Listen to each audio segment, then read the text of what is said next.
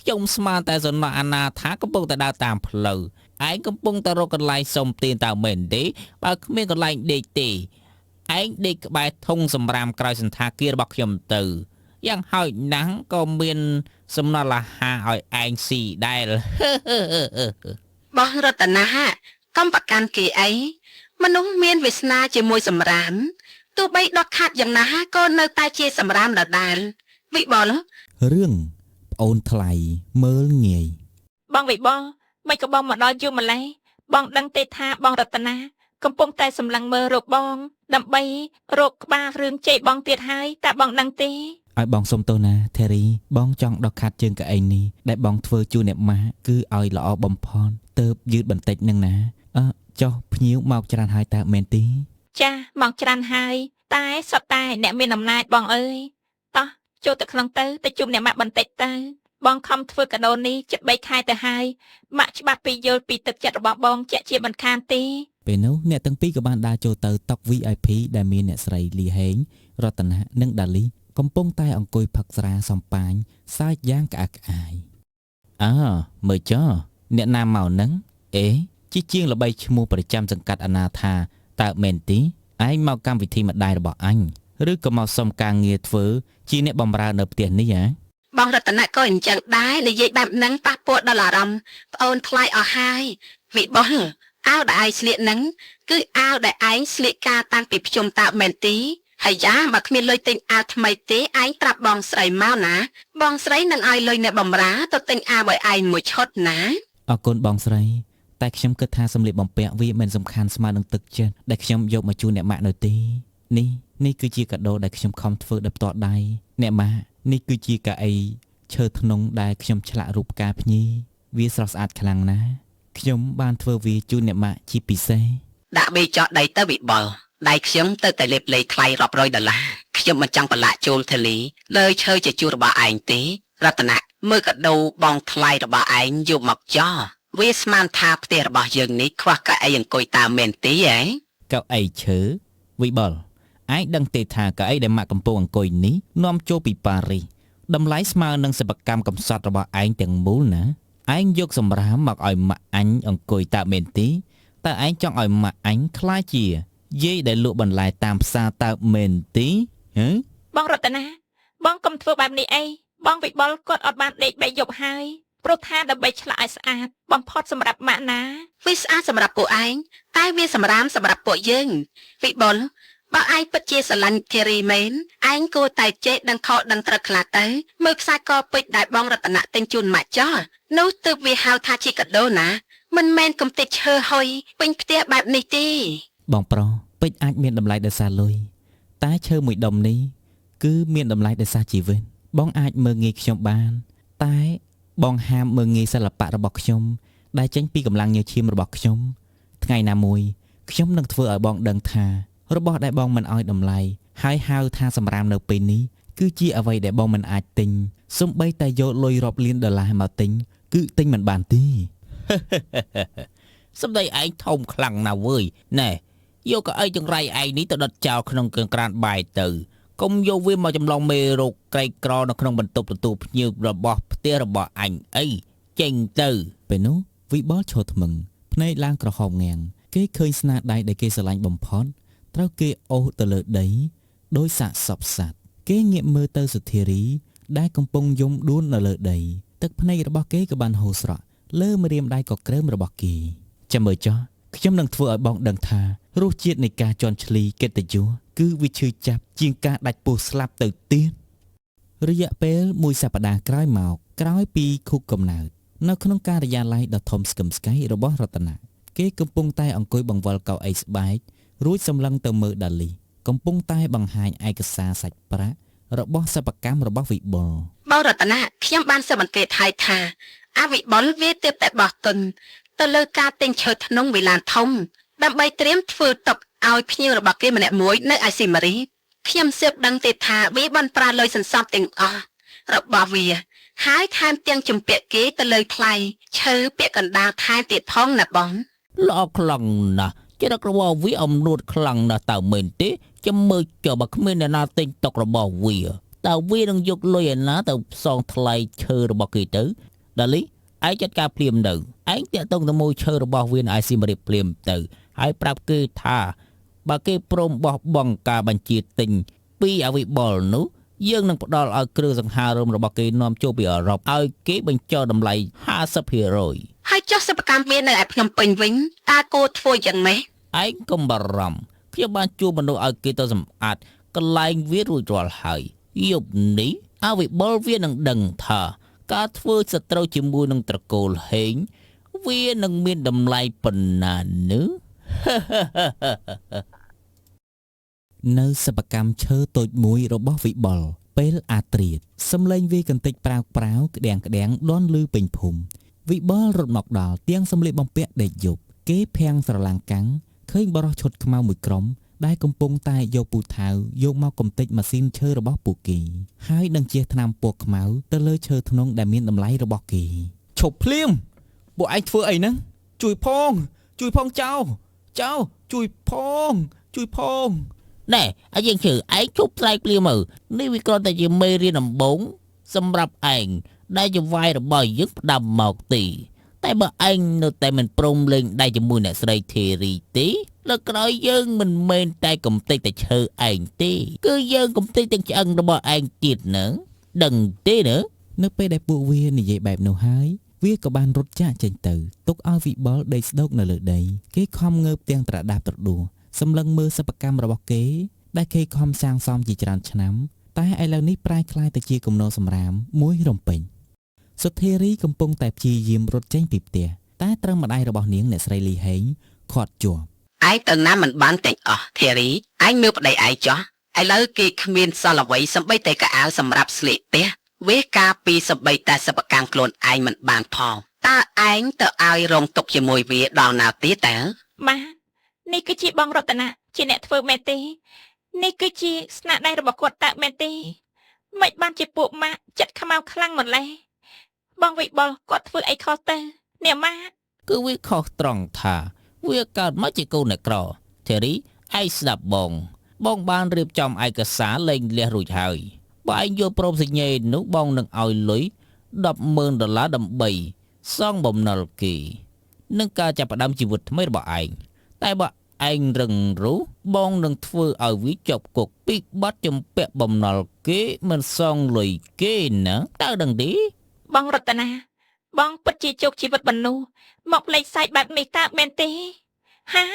បងបានលេខសើចឯងជ្រើសរើសទៅឲ្យវាមានលុយរស់ឬក៏ចង់ឲ្យវាដេកគុកដោយសារតែស្នេហាឲ្យប្រយោជន៍របស់ឯង នៅរោងជាងវិបុលអង្គុយតែម្នាក់ឯងនៅក្នុងរោងជាងដែលខ្ទេចខ្ទីសុធារីបានដើរចូលមកទាំងទឹកមុខស្ងួតនាងហុចឯកសារលែងលះឲ្យគេធារីនេះអូនក៏ចង់លែងលះជាមួយបងដែរតើមែនទេ បងវិបុលបើពួកយើងនៅជាមួយគ្នាបងនឹងត្រូវគេធ្វើបានប្រហូតដល់ស្លាប់អូនមិនអាចឃើញបងរងទុក្ខបែបនេះទៀតទេបងយកលុយនេះទៅហើយចាក់ចេញទៅពីទីនេះទៅហើយកុំត្រឡប់មកទីនេះទៀតអី លុយនេះជាលុយបងរតនៈតើមែនទេ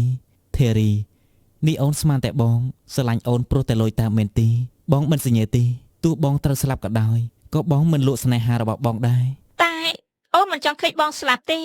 បងយល់ទេបើបងមិនសញ្ញេបងរតនានឹងបញ្ជូនបងទៅគុកបងស្អប់អូនចាស់ស្អប់អូនចាស់ស្អប់អីអស់ពីចិត្តទៅតែបងរស់នៅមួយជីវិតបន្តបងត្រូវតែរស់ ពេលនោះវិបុលបានក្តាប់ពកាឡើងញ័រដៃគេចុះហត្ថលេខានៅលើឯកសារនោះទាំងដែលគេឈាមភ្នែកហើយគេក៏បានហែកលុយ$10,000នោះចោលនៅមុខធារីបងបានសញ្ញេឲ្យអូនរស់សុខស្រួលហើយតែបងមិនយកលុយថោកទាបនេះទេធារីចាំមើលចុះថ្ងៃដែលបងត្រឡប់មកវិញបងនឹងយកគ្រប់យ៉ាងដែលជារបស់បងមកវិញរួមទាំងអូនផងដែរ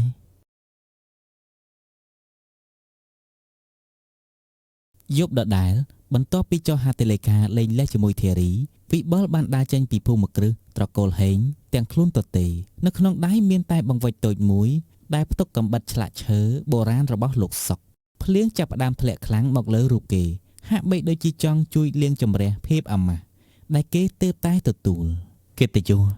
សេចក្តីស្រឡាញ់គ្រប់យ៉ាងរលាយត្រឹមតែមួយប្រព្រឹត្តភ្នែករតនាស្មានថាបងឯងឈ្នះខ្ញុំហើយតើមែនទេ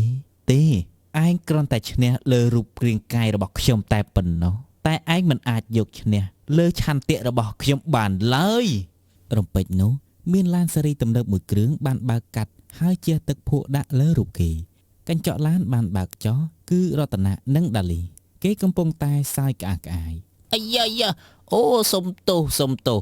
មហាសតីជាងឈើតើខ្ញុំស្មានតែសំណក់អាណាថាកំពុងតែដើរតាមផ្លូវឯងកំពុងតែរកកន្លែងសុំទានតើមែនទេបើគ្មានកន្លែងដេកទេឯងដេកក្បែរធុងសម្រាមក្រោយសន្តាគាររបស់ខ្ញុំទៅយ៉ាងហោចណាស់ក៏មានសំណល់អាហារឲ្យឯងស៊ីដែរ បោះរតនាកំប្រកាន់គេអីមនុស្សមានវាសនាជាមួយសម្រាមទោះបីដកខាត់យ៉ាងណាក៏នៅតែជាសម្រាមដដែលវិបុលបើឯងឆ្លានឯងទៅឲ្យឆ្ងាយពីទីក្រុងភ្នំពេញតាកុំមកធ្វើខូចសភនភាពភ្នែករបស់ពួកយើងទៀតណា និយាយហើយពួកគេក៏បានបើកឡានទៅបាត់ទៅទុកឲ្យវិបុលឈរត្រាំត្រែងក្នុងភក់តែម្នាក់ឯងទាំងកណ្ដាលភ្លៀងគេមិនបានតបតអ្វីសោះឡើយតែគេបានត្រឹមក្តាប់ដៃរហូតដល់ក្រចកមុតចូលសាច់របស់គេរយៈពេល2ថ្ងៃក្រោយមកវិបុលបានធ្វើដំណើរទៅដល់ជើងភ្នំក្រវាញខេត្តពោធិ៍សាត់គេដើរចូលទៅក្នុងភូមិដាច់ស្រយាលមួយដែលពោពេញទៅដោយព្រៃជ្រៅគេបានជួបនឹងបុរសចំណាស់ម្នាក់ឈ្មោះថាតាច័ន្ទដែលកំពុងតែអង្គុយចាត់ឫស្សីនៅមុខផ្ទះ ណែក្មួយប្រុសមើលទៅឯងដូចជាមិនមែនអ្នកស្រុកទីនេះទេឯងមកពីភ្នំពេញតើមើលទេទឹកមុខរបស់ឯងមើលទៅដូចជាមនុស្សដែលទៅតែឆ្លងផុតពីនរកមកអញ្ចឹងណា បាទលោកតាខ្ញុំមកទីនេះគឺខ្ញុំមករកកន្លែងសម្រាប់រស់នៅនិងធ្វើការគឺថាខ្ញុំគឺជាជាងឈើខ្ញុំគ្មានលុយនោះទេតែខ្ញុំមានកម្លាំងបាយតើលោកតាអាចឲ្យខ្ញុំស្នាក់នៅក្បែរនេះតើបានទេ ជាងឈើតើមែនទេនៅទីនេះគឺគ្មាននរណាបើកប្រាក់ខែឲ្យឯងទេតែបើព្រៃឈើនិងដីបើឯងចង់នៅទីនេះឯងត្រូវតែរៀននិយាយជាមួយព្រៃឯងឃើញព្រំនៅខាងមុខនោះទេនៅទីនោះមានឈើងាប់ជាច្រើនណាស់បើឯងពូកែនោះឯងយកវាមកធ្វើជាជីវិតទៅ បាទអរគុណខ្លាំងណាស់លោកតាខ្ញុំមិនខ្លាចហត់នោះទេតែអ្វីដែលខ្ញុំខ្លាចគឺចិត្តរបស់មនុស្សដែលអាក្រក់គឺអាក្រក់ជាងសត្វព្រៃទៅទៀតនៅក្នុងខ្ទមឈើដ៏តូចមួយដែលវិបុលសាងសង់ដោយផ្ទាល់ដៃនាយប់នោះគេអង្គុយដិតចង្គៀងប្រេងកាតសម្លឹងទៅមើលកំបិតឆ្លាក់ឈើរបស់តាសុកដែលហុចឲ្យគេចាប់ផ្ដើមយកឈើមួយដុំដែលងាប់ហើយយកមកឆ្លាក់ធេរីអូនតើអូនដឹងទេថាបងកំពុងតែធ្វើអ្វីបងកំពុងតែឆ្លាក់ឈើឆ្លាក់ការឈឺចាប់របស់បងឲ្យคล้ายទៅជាអាវុធរាល់មុខកំបិតដែលចោះទៅលើឈើនេះគឺដូចជាការសងសឹកទៅលើភាពក្រីក្រដែលជន់ឈ្លីលើបងនឹងមិនត្រឡប់ទៅវិញក្នុងនាមជាអ្នកសំទាននោះទេតែបងនឹងត្រឡប់ទៅវិញក្នុងនាមជាម្ចាស់នៃអាណាចក្រឈើដែលរឹងមាំបំផុតរំពេចនោះមានសម្លេងមនុស្សដើរមកក្បែរខ្ទមគឺផានិតបរិសអាចកំបាំងដែលធ្លាប់ជាមិត្តភក្តិចាស់របស់លោកតាសុងនិងជាអ្នកចំនួនឈើលាក់មកឆ្លាក់បានល្អណាស់តែឈើមួយដុំនេះវាមិនអាចឲ្យឯងខ្លាចជាសេដ្ឋីបានទេចង់ដឹងទេថាធ្វើបែបណាទើបអាចកំទេចត្រកូលហេងក្នុងរយៈពេលដ៏ខ្លីបាននេះលោកដឹងរឿងខ្ញុំហើយចុះលោកជាអ្នកណាទៅខ្ញុំគឺជាមនុស្សដែលត្រូវរតនៈគេបោកប្រាស់ដូចជាឯងដែរតាមពិតខ្ញុំតាមដានឯងយូរមកហើយវិបុលខ្ញុំចង់ឃើញថាតើឯងគ្រាន់តែជាជាងឈើធម្មតាឬក៏ជាក្លឹមឈើដែលមិនចេះរលួយចាប់ពីស្អែកទៅខ្ញុំនឹងបង្រៀនឯងឲ្យស្គាល់ពីសង្គ្រាមសេដ្ឋកិច្ចឯងត្រូវតែរៀនឆ្លាក់ចិត្តមនុស្សមុននឹងឆ្លាក់ឈើណាយប់ដ៏សែនស្ងប់ស្ងាត់ជ្រងំនៅកណ្ដាលព្រៃភ្នំក្រវាញវិបុលនិងផានិតអង្គុយក្បែរភ្នក់ភ្លើងទល់មុខខ្ទមផ្សែងបារីរបស់ផានិតហុយឡែត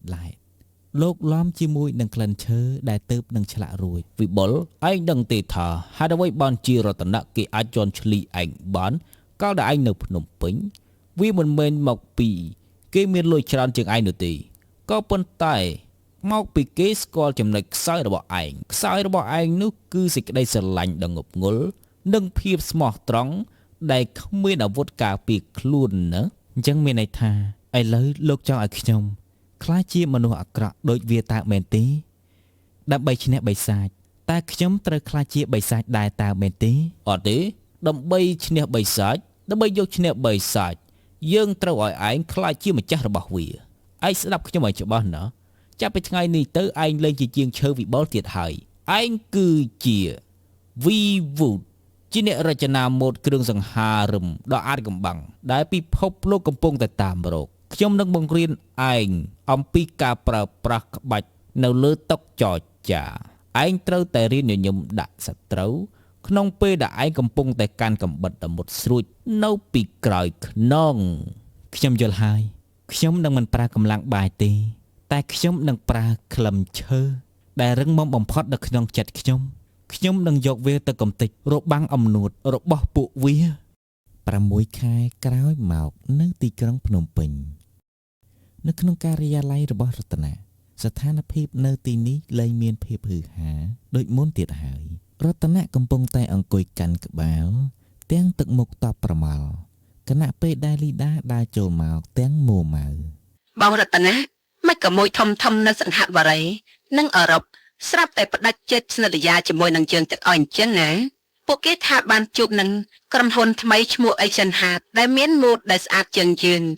និងមានពលឹងជាងរបស់យើងរាប់រយដងតើនរណាជាអ្នកនៅពីក្រោយក្រុមហ៊ុននោះហ្នឹងណា យើងមិនដឹងឯងកុំសួរយើងអញក៏ជួគេឲ្យសើបរឿងនេះដែរតែគ្រប់គ្នាប្រាប់ថាម្ចាស់ក្រុមហ៊ុននឹងគេមិនដែលបង្ហាញមុខឡើយគេស្គាល់ត្រឹមថាឈ្មោះជាសម្ងាត់ Mr. V រឿងដែលចង្រៃបំផុតនោះគឺថាវាដេញថ្លៃនៃប្រភពឈើធ្នង់និងឈើបណិតទាំងអស់ដែលយើងធ្លាប់ប្រើប្រាស់ឥឡូវយើងគ្មានឈើសម្រាប់ធ្វើម៉ូដទៀតទេ ចុះលុយដែលយើងខ្ចីធនាគារ$5 លានដើម្បីពង្រីករោងចក្រថ្មីនោះបើគ្មានលទ្ធផលលក់ទេយើងនឹងយកអីទៅសងគេតើ យើងនឹងទៅរកអា Mr. V នឹងឲ្យឃើញអញនឹងសុំឲ្យវាទិញភាគហ៊ុនឬសុំសហការជាមួយវា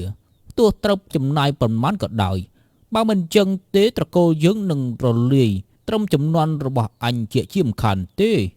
នៅក្នុងមន្ទីរពេទ្យ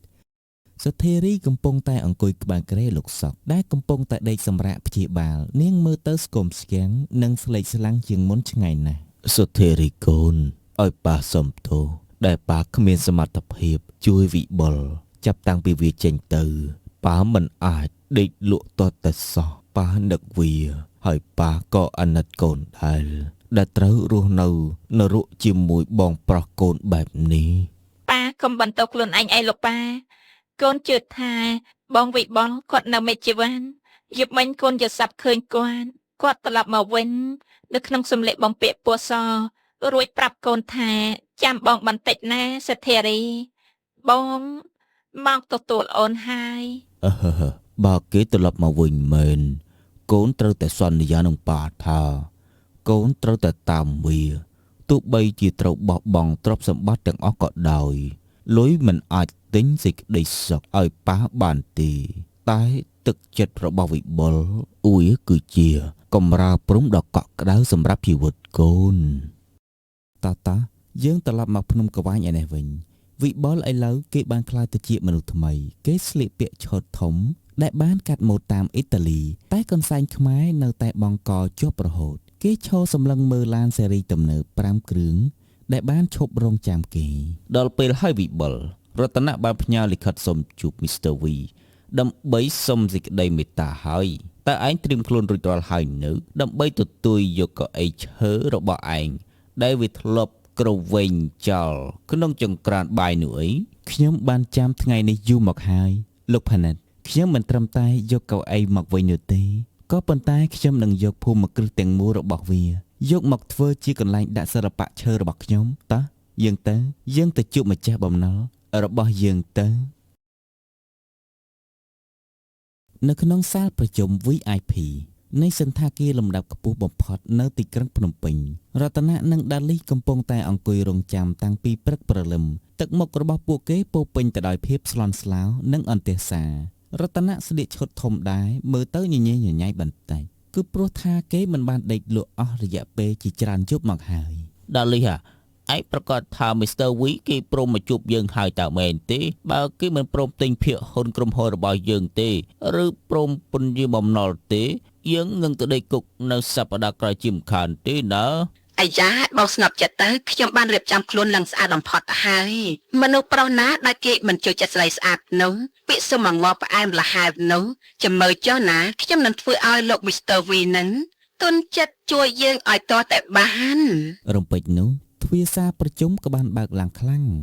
ភាំងក្រុមអង្គរៈឈុតខ្មៅ4នាក់ក៏បានដើរចូលមកត្រៀបគ្នាបន្ទាប់មកគឺលោកផានិតដែលដើរចូលមកទាំងស្នាមញញឹមអាចកំបាំងលោកផានិតអាយ៉ាខ្ញុំពិតជាអរគុណលោកខ្លាំងណាស់ដែលលោកបានជួយសម្របសម្រួលឲ្យពួកយើងបានជួបនឹង Mr. V តើលោក Mr. V នៅឯណាទៅបាទ លោក Mr. V លោក Mr. V បានមកដល់ហើយគឺគាត់នៅពីក្រោយខ្នងរបស់លោកនឹងរតនៈនិងដាលីក៏បានងាកក្រោយយឺតវិបុលបានដើរចូលខាងក្នុងអាវធំរបស់គេពណ៌ទឹកប៊ិចដ៏ប្រណិតវ៉ែនតាពណ៌ខ្មៅត្រូវបានដកចេញបង្ហាញឲ្យឃើញកែវភ្នែកដ៏មុជស្រួចនិងអំណាចគេដើរចូលមកក្នុងអង្គុយនៅលើកៅអីមេប្រធានដោយរឹកពីជាស្ដេចវិបុលអាយ៉ាមិនពិតទេអាចជាងឈើម្នាក់អនាថានឹងមែនទេដែលជា Mr. V លោកវណ្ណិតលោកលេងសើចជាមួយនឹងខ្ញុំពេកហើយតើមែនទេបងរតនាយូរមកហើយដែលពួកយើងមិនបានជួបគ្នាយ៉ាងម៉េចដែររសជាតិនៃការអង្គុយរងចាំសុំក្តីមេត្តាពីមនុស្សដែលបងធ្លាប់ហៅថាសម្រាមតើមានរសជាតិបែបណាដែរទៅអូហូវិបុលបងស្រីដឹងថាប្អូនជាមនុស្សពូកែកាលពីមុនពួកយើងគ្រាន់តែចង់សាកចិត្តប្អូនតែប៉ុណ្ណោះអាយ៉ាមើលចាស់ប្អូនឥឡូវជោគជ័យដល់ហើយណោះពួកយើងជាគ្រួសារតែមួយប្អូនគួរតែយល់ច្បាស់ហើយក៏មិនដាច់ចិត្តឃើញបងប្រុសនិងបងស្រីត្រូវជាប់គុកដែរតាមែនទេឈប់សម្ដែងភ្លាមទៅបងស្រីដាលីពាក្យថាគ្រួសារវាមិនមែនចេញពីមាត់មនុស្សដែលជួលគេឲ្យទៅកំទេចសិប្បកម្មរបស់ខ្ញុំទីនិងបង្ខំឲ្យខ្ញុំលេងលះជាមួយប្រពន្ធរបស់ខ្ញុំទាំងខ្ញុំឈាមភ្នែកនោះទេកាលពី2ឆ្នាំមុនបងរតនៈប្រាប់ខ្ញុំថាឲ្យខ្ញុំចាំដល់ជាតិក្រោយទើបគេព្រមអង្វរខ្ញុំចុះហេតុអីបានជាជាតិនេះមិនទាន់ចាប់ផងបងក៏មកអង្គុយញ័រខ្លួននៅមុខខ្ញុំបែបនេះអាយ៉ាវិបុលបងសុំទោសឯងបងនឹងខុសហើយឯងចង់បានអ្វីក៏បងឲ្យឯងដែរតែបងសុំឲ្យឯងជួយដកពាក្យបណ្ដឹងចេញពីធនាគារហើយនឹងជួយស្រោចស្រង់ក្រុមហ៊ុនរបស់បងផងឯងជួយបងផងទៅណាខ្ញុំមិនចង់បានលុយរបស់បងទេព្រោះថាឥឡូវលុយរបស់បងវាគ្មានតម្លៃស្មើនឹងឈើមួយដុំដែលខ្ញុំបានឆ្លាក់នោះផងរបស់ដែលខ្ញុំចង់បាននោះគឺភាពយុត្តិធម៌របស់សុធារីនិងប៉ាលក្ខខណ្ឌរបស់ខ្ញុំគឺមានតែមួយគត់បងត្រូវតែផ្ទេរកម្មសិទ្ធិភូមិគ្រឹះត្រកូលហេងនិងភាគហ៊ុនទាំងអស់មកឲ្យខ្ញុំហើយបងនិងដាលីត្រូវតែលុតជង្គង់សុំទោសប៉ានៅមន្ទីរពេទ្យជាសាធារណៈមិនបានទេខ្ញុំមិនអាចទៅលុតជង្គង់សុំទោសចាស់ជរាម្នាក់នោះបានទេគ្មានផ្លូវទេបើមិនអញ្ចឹងទេបងស្រីរងចាំតដីគុកទៅគឺពីបទកេងបន្លំប្រាក់របស់ក្រុមហ៊ុននិងការសហការជាមួយលោកជ័យដើម្បីបោកប្រាស់ប្តីរបស់ខ្លួនឯងខ្ញុំមានផុសតាងគ្រប់យ៉ាងនៅក្នុងដៃណាដាលីលឺបែបនេះហើយទឹកមុខរបស់នាងស្លេកស្លាំងនាងបានដួលសន្លប់ទៅលើឥដ្ឋការ៉ូភ្លាមរតនាអង្គុយសម្លឹងមើលវិបុលទាំងភាពអស់សង្ឃឹមជាទីបំផុតនៅក្នុងជីវិតនៅក្នុងបន្ទប់សម្រាប់ព្យាបាល VIP នៃមន្ទីរពេទ្យលោកសុកកំពុងតែអង្គុយនៅលើគ្រែពេទ្យហើយមើលចេញទៅក្រៅបង្អួចទាំងទឹកមុខស្រងោស្រងាត់សុធារីកំពុងតែចិតផ្លែឈើឲ្យប៉ាដោយស្ងៀមស្ងាត់រំពេចនោះទ្វារបន្ទប់ក៏ត្រូវបានបើកយឺតហើយវិបុលក៏បានដើរចូលមកខាងក្នុងទាំងសម្លៀកបំពាក់ដ៏ថ្លៃថ្នូរទឹកមុខរបស់គេពោពេញទៅដោយភាពកក់ក្ដៅបងវិបុលនេះតាបងតាមែនទេឬមួយក៏អូនកំពុងតែយល់សមអូនមិនមែនយល់សប្តិទេសុធារីគឺបងត្រឡប់មកវិញហើយបងមកតាមការសន្យាដែលថាបងនឹងមកទទួលអូនទៅរស់នៅក្នុងជីវិតដែលមានកិត្តិយសបំផុតណាវិបុលកូនប្រុសរបស់ប៉ាឯងពិតជាធ្វើបានពិតមែនប៉ាដឹងថាក្លឹមឈើដូចជាឯងមិនងាយនឹងរលួយដោយសារទឹកភ្លៀងត្រឹមតែ1ម៉េនោះទេនៅក្នុងពេលនោះរតនៈក៏បានដើរចូលមកទាំងអោនមុខចុះទឹកមុខរបស់គេស្លេកស្លាំង លែងមានរឹកពៀជាសិទ្ធិអំនួតដូចមុនទៀតហើយគេបានដើរចូលមកឈប់ចំពោះមុខលោកសុកនិងលោកវិបុលលោកបាវិបុលបងឲ្យបងសុំទោសនៅបងនិយាយឲ្យខ្លាំងជាងនេះបន្តិចទៅបងរតនាកាលពី2ឆ្នាំមុនពេលដែលបងដេញខ្ញុំបងស្រែកខ្លាំងណាស់តើមែនទេឥឡូវមេភាពអំនួតរបស់បងបាត់ទៅណាអស់ហើយអាយ៉ាបងទទួលស្គាល់តែបងខុសហើយបងពិតជាមានភ្នែកអត់ប្រសើរពុតមែនហើយយ៉ាមើលតែសម្បកក្រៅវិបុលឯងចង់ឲ្យបងធ្វើអ្វីក៏បានដែរតែបងសូមអង្វរឯងកុំបញ្ជូនដល់លេខទៅគុកអីបើបាននេះហើយជួយថែរក្សាកិត្តិយសគ្រួសារតកូលហេងរបស់យើងផងបងសុកចិត្តធ្វើអ្នកបម្រើឲ្យឯងក៏បានដែរតើឯងព្រមដែរទេធារីអូនគិតយ៉ាងម៉េចដែររឿងនេះបងទុកសិទ្ធឲ្យអូនអ្នកសម្រេចចិត្តចុះបងរតនាលុយកាក់ដែលបងធ្លាប់មានគឺវាបានត្រឡេកអស់ហើយតែអ្វីដែលនៅសល់គឺជាឈាមជ័ររបស់គ្រួសារបងវិបអូនមិនចង់បានការសងសិទ្ធដែលឈឺចាប់នៅទេអូនគ្រាន់តែចង់ឲ្យគ្រួសារយើងស្គាល់ពីតម្លៃនៃមនុស្សនិងសេចក្តីល្អពិតប្រាកដបងយល់ហើយបងរតនាខ្ញុំនឹងទិញបំណុលពីក្រុមហ៊ុនរបស់បងទាំងអស់ហើយខ្ញុំនឹងបញ្ចូលក្រុមហ៊ុនបងឲ្យមកនៅក្រោមការគ្រប់គ្រងរបស់ VWood បងមិនបាច់ធ្វើជាអ្នកបម្រើរបស់ខ្ញុំទេតែបងត្រូវតែរៀនធ្វើការនៅឯរោងជាងឈើជាមួយនឹងកម្មករធម្មតារយៈពេល1ឆ្នាំគឺដើម្បីឲ្យបងបានដឹងថាលុយ1រៀលដែលបងធ្លាប់ចាយខ្ជិះខ្ជាយវាបានមកដោយញើសឈាមដោយលំបាកបែបណានោះបើបងធ្វើបានខ្ញុំនឹងផ្ដល់ភាគហ៊ុនឲ្យបងខ្លះទៅវិញអរគុណឯងខ្លាំងណាស់បងអរគុណឯងខ្លាំងណាស់វិបុលឯងពិតជាមានចិត្តទូលាយពិតមែនដូចមហាសមុទ្រពិតមែនណាបងសន្យាថាបងនឹងកែខ្លួនធ្វើជាមនុស្សថ្មីបងមិនឲ្យឯងខកចិត្តនោះទេ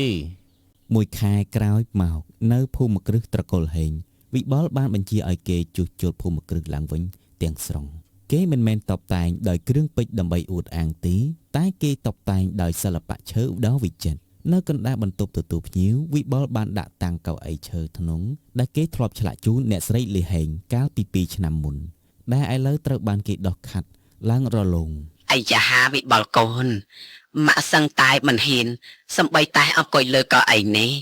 ម៉ាក់ពិតជាខ្មាស់កូនខ្លាំងណាស់ម៉ាក់ធ្លាប់បញ្ជាឲ្យគេយកវាទៅដុតចោលតែម៉ាក់មិននឹកស្មានថាកូននៅតែរក្សាទុកវាយ៉ាងល្អបាត់នេះសោះអើយម៉ាក់សំតអង្គុយទៅអ្នកម៉ាក់កៅអីនេះខ្ញុំឆ្លាក់ដើម្បីឲ្យអ្នកម៉ាក់អង្គុយសម្រាកដោយភាពកក់ក្ដៅមិនមែនសម្រាប់តាក់តាំងដើម្បីសងសឹកនោះទេអតីតកាលឲ្យវាកន្លងហួសទៅចោះចាប់តាំងពីថ្ងៃនេះទៅផ្ទះរបស់យើងមានតែសេចក្តីសុខគឺគ្មានការបែងចែកវណ្ណៈទៀតឡើយបងដឹងដែរទេសម្រាប់ពិតប្រាកដរបស់ផ្ទះនេះគឺមិនមែននៅត្រង់គ្រឿងសង្ហារឹមដែលមានថ្លៃទេគឺស្ថិតនៅលើត្រង់បេះដូងរបស់ម្ចាស់ផ្ទះដែលដឹងខុសត្រូវ